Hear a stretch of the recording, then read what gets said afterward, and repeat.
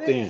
جی سر ارشد صاحب چودھری سرور صاحب کو کی ڈوریاں بھی پیچھے سے کوئی آپ کے خیال میں ہیں کسی کے ہاتھ میں؟ جی یہ ایک ایجنڈے کے اوپر ہی آئے ہوئے ہیں. یہ وہی ٹیم کو کا حصہ ہیں جس ٹیم کا حصہ عمران خان ہے. اور اس کے اندر جو نا ٹریپ جو ہے نا وہ پاکستان کی بہت بڑی جو ہے نا، ہم اسٹیبلشمنٹ کے اوپر الزامات لگاتے ہیں، لیکن اس وقت میں موجودہ وقت میں دیکھیں تو اسٹیبلشمنٹ بھی جو ہے نا وہ بہت بڑی گمراہی کا شکار بھی ہو چکی ہوئی ہے، اور ان کو اپنی نہیں سمجھ میں آ رہی کہ ہمارے ساتھ ہو کیا گیا. اس کا کچھ حصہ تو جو ہے نا وہ خاص ہو گئے. اپنی پاور جو ہے نا ان کی جو اتنی پاور ہو گئی ہے کہ اب وہ اس کو مس یوز کر رہے ہیں. آصم بھائی جو صورتحال یہ بنی ہوئی ہے کہ اگر آپ دیکھیں کہ کیا جو آج کی صورتحال ہے، جو ٹوٹل ٹیکس کلیکشن ہے، کیا اس میں آپ اپنا انٹرسٹ پے کر سکتے ہیں؟ تو یہ بڑی بھیانک صورتحال ہے. یہ دن کبھی دنیا پاکستان کی ہسٹری میں نہیں دیکھنے پڑے تھے، اور یہ پورے ایجنڈے کے تحت کیا گیا. اگر یہ کوئی کہے نا، جیسے اپوزیشن ہے، اپوزیشن مسلسل یہ کہتی ہے یہ نائل ہے، نالائق ہے، جبکہ سوشل میڈیا پہ بہت سارے لوگ ہیں وہ ہم بالکل وضاحت سے شروع سے ایک بات کہتے ہیں، اور اللہ کا شکر ہے کہ وہ آج ثابت بھی ہوئی ہے کہ یہ ایک خاص ایجنڈے کے اوپر آئے ہیں، تباہی بربادی کے ایجنڈے پر آئے ہیں، اور اس میں یہ کامیاب ہیں. کیا آپ کو ان کے چہروں پہ کوئی پریشانی نظر آتی ہے کسی جگہ سے؟ یہ ان کو افسوس نظر آتا ہے کہیں؟ یہ جو موسم بتانے والی مائی ہے زرتاج گل، کہیں اس کو کوئی پریشانی نظر آتی ہے؟ کوئی وہ شہد والے بابا جی ہیں ان کو کوئی پریشانی نظر آتی ہے؟ وہ جو درود شریف پڑھ کے جھوٹ بولتے ہیں اور 100% جھوٹ بولتے ہیں، ان کو کوئی پریشانی نظر آتی ہے؟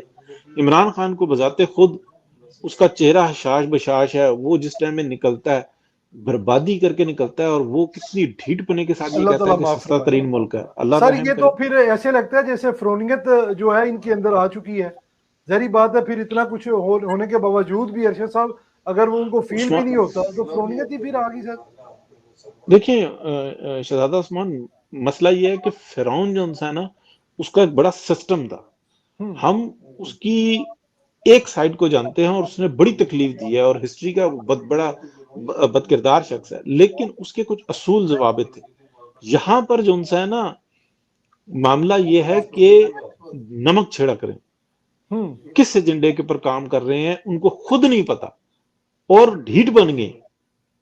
آپ یہ دیکھیں کہ میں بات کو دہرا دیتا ہوں، کیا وہ اسٹیبلشمنٹ کے افسران، وہ لوگ جو اس کا حصہ ہیں، جو آج سے 5 سال پہلے ان کی صورتحال یہ تھی کہ وہ سویلینز کو گالیاں دیتے تھے اور مہینے کے اندر 4-5 پلاٹوں کا سودا کرتے تھے جس میں 3-4-5 لاکھ روپے ایک پلاٹ کے اوپر بچ جاتا تھا، تو ان کی منتھلی انکم کیا بن رہی تھی؟ 5 گھی میں تھی اور سر کڑھائی کے اندر تھا. اس وقت میں وہ سارا طبقہ وہ یہ کہتا ہے کہ یار وہ باغ بہار کہاں گئی؟ ہمیں تو 8-10 لوگ نظر آتے ہیں اوپر ٹاپ کے اوپر جو جن کے پاس سارا اختیار ہے.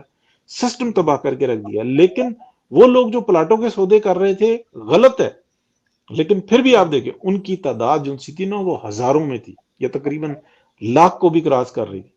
اور وجہ کیا تھی؟ اس لیے کہ سسٹم جو تھا نا سویلینز کے ہاتھ میں تھا اور ملک ترقی کر رہا تھا، پیسے کی سرکولیشن ہو رہی تھی.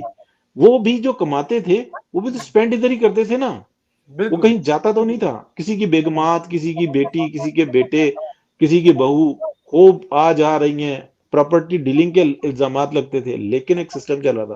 انہوں نے جو اوپر والے تھے انہوں نے کہا کہ آؤ چلو ایسا کرتے ہیں، مرغی کا پیٹ پھاڑ کے نا سارے سونے کے انڈے نکالتے ہیں ایک ہی دفعہ میں. یہ تو روز کی 4-4 انڈے دیتی ہے، تو اس کا مطلب ہے کہ اس کے اندر بہت بڑا خزانہ ہے، قارون کا خزانہ.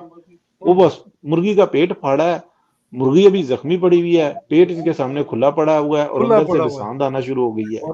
شوکت صدیقی صاحب ایک اونیسٹ آدمی ہیں، انہوں نے بر وقت یہ بات بتائی اور انہوں نے یہ بھی بتایا کہ میں چیف جسٹس آف پاکستان سے بار بار ملاقات کرنے کی کوشش کرتا رہا، جو کہ اس وقت میں ثاقب نثار صاحب تھے، لیکن انہوں نے، کیونکہ وہ تو اس وقت پروں پہ پانی نہیں پڑنے دے رہے تھے اور ان کو پتا تھا کہ اس وقت یہ تمام کام کس طریقے سے ہو رہے ہیں. پھر جو انہوں نے ان کی جو سمجھ میں آیا، جو یعنی کہ ایک باضمیر انسان کر سکتا ہے بحیثیت جج کے، وہ کر رہے ہیں، وہ پبلک کر سکتے ہیں نا بات کو، عوام سے ہی مدد مانگ سکتے ہیں. تو انہوں نے جو بار کے اندر خطاب کیا اس کے اندر یہ ساری بات کھول کے رکھ دی کہ اس وقت میں کون کون سی ایجنسیاں کس کس طریقے سے کر رہی ہیں. اب بات یہ ہے کہ اس وقت میں تو یہ چاہیے تھا کہ ان کو پبلکلی جب انہوں نے بات کر دی تھی تو پبلکلی بٹھا کے پوچھتے کہ وہ کون لوگ ہیں، کون سے افسران ہیں، کیا مسئلہ ہے آپ کو، یہ بات پوچھنی چاہیے تھی نا، بجائے کہ ان کو